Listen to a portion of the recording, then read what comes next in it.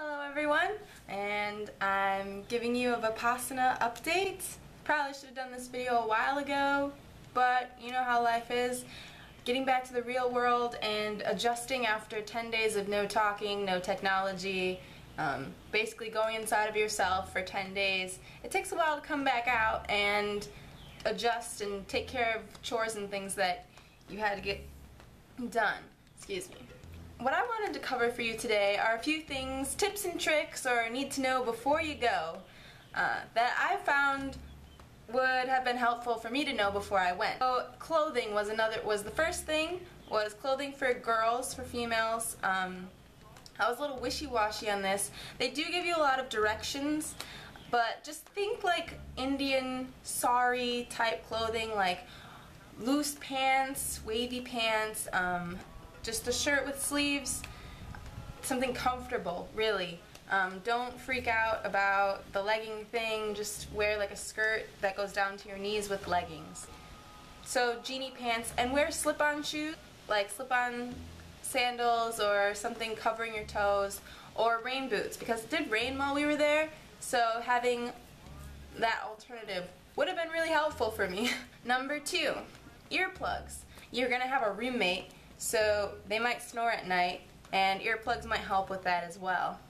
You can bring just a few like sundry type objects, or clear nail polish in case you get chiggers or mosquito bites, and you can put clear nail polish on them and that'll help take the itch down. Extra towels, such as a towel that you could lay out in a field, or a towel that you want to like wash your face with, just like extra towels in general.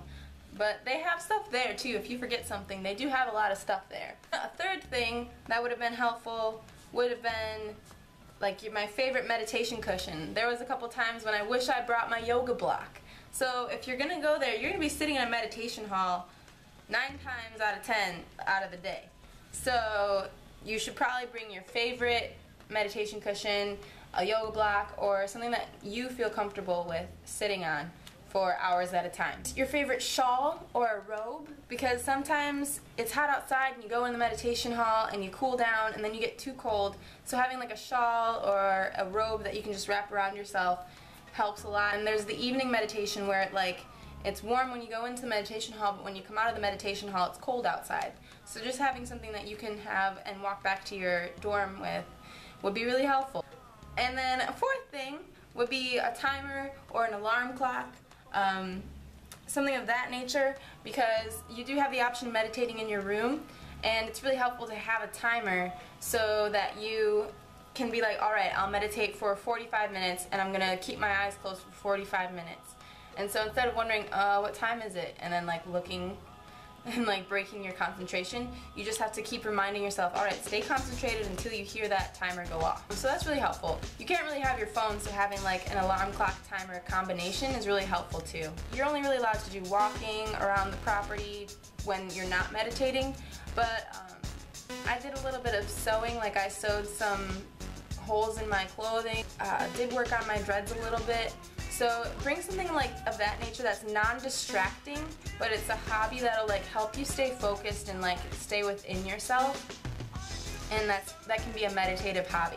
A few things to know when you get there: always communicate with your roommate. You're gonna have a few hours, like an hour or so before the noble silence starts, where you can't communicate with them at all. So you should probably communicate about things like what time you're going to take your showers, what temperature do you like the thermostat at, so you don't fight over the air conditioning passive aggressively. And like other habits, like when you apply bug spray, don't apply bug spray in our room. Go outside and apply your bug spray.